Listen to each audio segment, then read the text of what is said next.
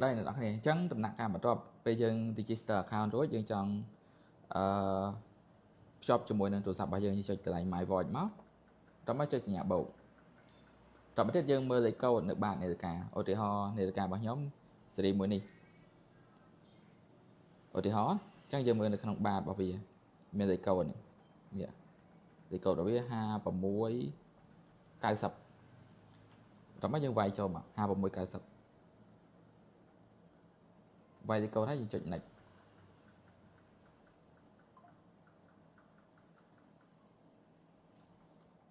ba dưỡng bò cả hòm nè một bò hòm trắng sẽ đi mỗi nắng cứ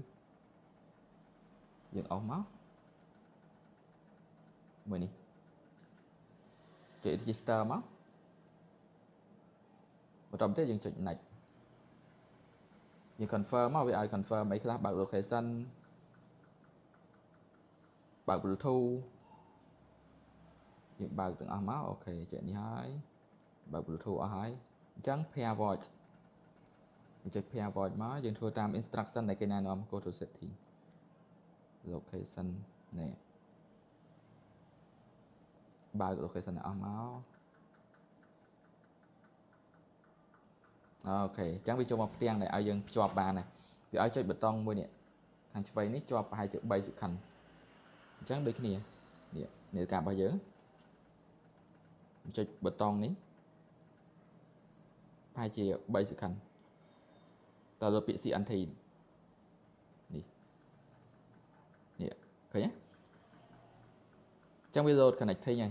យើងរងចាំមួយផ្លែតវាភ្ជាប់គ្នាបានហើយពេលវាភ្ជាប់គ្នាហើយទាំងថ្ងៃខែទាំងម៉ោងទាំងអីទាំងអស់គឺសង្កនាយមួយទូរស័ព្ទនេះភ្ជាប់បាននេះវាចុច close មកអូខេភ្ជាប់ហើយនេះ model connected តែប៉ុណ្ណឹងចប់ហើយអរគុណអ្នកទាំងគ្នាអញ្ចឹងសម្រាប់ model ផ្សេងទៀតឧទាហរណ៍ខ្ញុំភ្ជាប់ model ផ្សេងមួយទៀតអ្នកទាំងគ្នាមាននាឡិកាច្រើនយើងភ្ជាប់នាឡិកាមួយហើយឧទាហរណ៍ថាអ្នកទាំងគ្នាមាននាឡិកាច្រើនយើងភ្ជាប់នាឡិកាមួយហើយយើងចង់ភ្ជាប់ថែមនាឡិកាមួយទៀតអញ្ចឹងយើងចុចmy voice មកចុចសញ្ញាបូកតោះមកយើងវាយលេខកូដនាឡិកាបន្ទាប់ឧទាហរណ៍ស៊េរីមួយនេះ GBD 200យើងមើលបានរបស់វាមកឆែកលេខកូដឬក៏នៅលើ tag នេះក៏មានដែរ3506យើងវាយ3506ចូល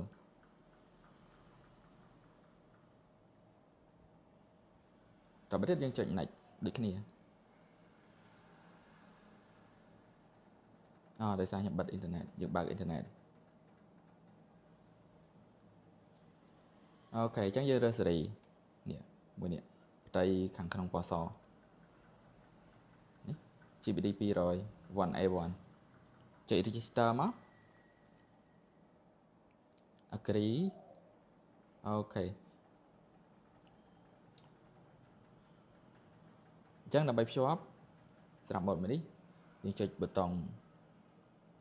display នេះជាប់ផែនមួយសតូយើងចុចអានេះស្រេចឡើងលើចុចក្រោមយើងចុចដេញពីក្រោមមកវិញមកចុចពាក្យ pairing រំទៀតចុច start ប៊ូតុងមួយនេះ connect នេះយើងរងចាំមកសតូវានឹងលើពាក្យ connecting ហើយអូខេវាឲ្យយើងចុច pair ចុច pair ទៅចុច low pairing complete connected ឃើញចឹង begin initial setting អានេះយើង set កម្ពស់ set ទម្ងន់ set អីយើងចុច send to void មកអានេះយើងកំណត់ថ្ងៃខែឆ្នាំកំណើតភេទកម្ពស់គីឡូអីយើងបន្តទៀតចុច send to void រងចាំបន្តិចអ្នកនរគ្នាពាក់ដៃឆ្វេងដៃស្ដាំយើងអាចរើសបានសម្រាប់ send to void មក complete ហើយរងចាំបន្តិចទៀតចុច send to void ទៀតមកចឹង complete ហើយណានេះចុច close អានេះវាឲ្យ update firmware ខ្ញុំអត់ទាន់ update ទេអញ្ចឹងយើងភ្ជាប់បាននាឡិកាទី2នេះអានេះ notification ទៀតអ្នកឃើញណា business suite នេះភ្ជាប់មួយ page